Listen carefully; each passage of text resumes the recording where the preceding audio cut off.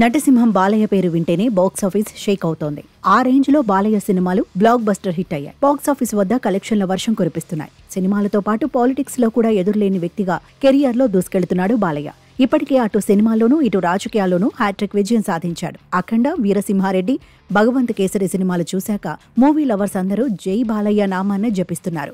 ఇదే సమయంలో Balayya next project ఎవరితో ఉండనుందా అని అనుకునే సమయంలో సరిగ్గా డైరెక్టర్ బాబీతో NBK 109 అనౌన్స్ చేశారు బాలయ్య. మొదట్లో ఈ సినిమా నుంచి క్లిప్స్ రిలీజ్ చేశారు మేకర్స్. ఈసారి బాక్సాఫీస్ బద్దలవనుందని నందమూరి ఫ్యాన్స్ అప్పుడే అంచనా వేశారు. ఇక తాజాగా నవంబర్ 15 శుక్రవారం రోజు సినిమా టైటిల్ తో పాటు టీజర్ ను రిలీజ్ చేశారు మేకర్స్. ఇప్పుడు ఎక్కడ చూసినా ఆ టైటిల్, టీజర్ గురించే చర్చ జరుగుతోంది.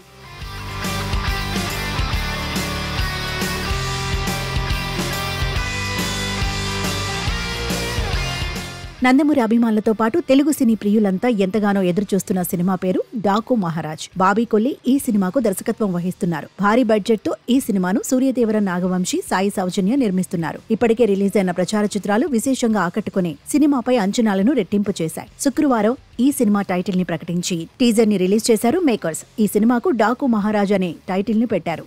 టైటిల్ కి తగ్గట్టుగానే టీజర్ అద్భుతంగా ఉంది. ఈ కథ రాజ్యం లేకుండా యుద్ధం చేసిన ఒక రాజుదే, గండ్రగొడ్డలి పట్టిన యమధర్మరాజుదే, మరణాన్ని వణికించిన మహారాజుదే అంటూ డాకు మహారాజుగా బాలకృష్ణను పరిచయం చేసిన తీరు అదిరిపోయింది. మునుపెన్నడూ చూడని సరికొత్త రూపంలో గుర్రంపై బాలకృష్ణ ఎంట్రీ ఇచ్చాడు. టీజర్ లోని ప్రతి ఫ్రేమ్ లో బాలయ్య మెస్మరైజింగ్ పర్ఫార్మెన్సే కనిపిస్తోంది. విజువల్స్ అద్భుతంగా ఉన్నాయి. టీజర్ ని తమన్ బ్యాక్గ్రౌండ్ మ్యూజిక్ మరో స్థాయికి తీసుకెళ్లింది. అయితే ఈ సందర్భంగా నటసింహం బాలయ్య గురించి ఇంట్రెస్టింగ్ కామెంట్స్ చేశారు డైరెక్టర్ బాబీ.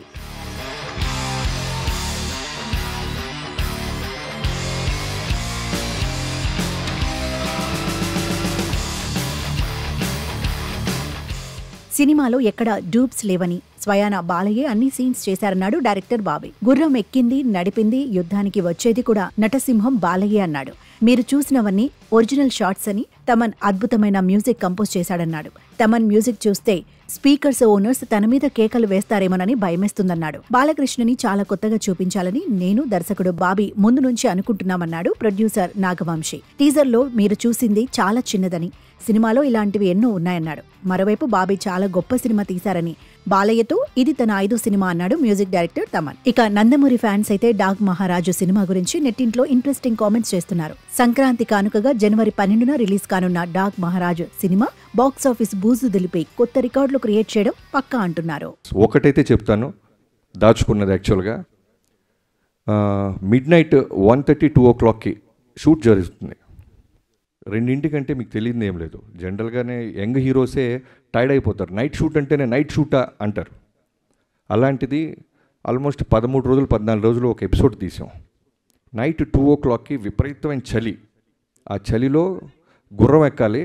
నేను ఆయనకి చెప్పకుండా డూప్ని ఏదన్నా బ్యాలెన్స్ చేద్దామా అంటే వీణొచ్చి గుర్రం నేను కదా ఎక్కాలి అని ఆయనే గుర్రం ఎక్కి ఒక అడవిలో గుర్రాన్ని పరిగెత్తిస్తూ చేతిలో బర్న్ అవుతున్న ఒక స్వోర్డ్ని పట్టుకొని చేసాం.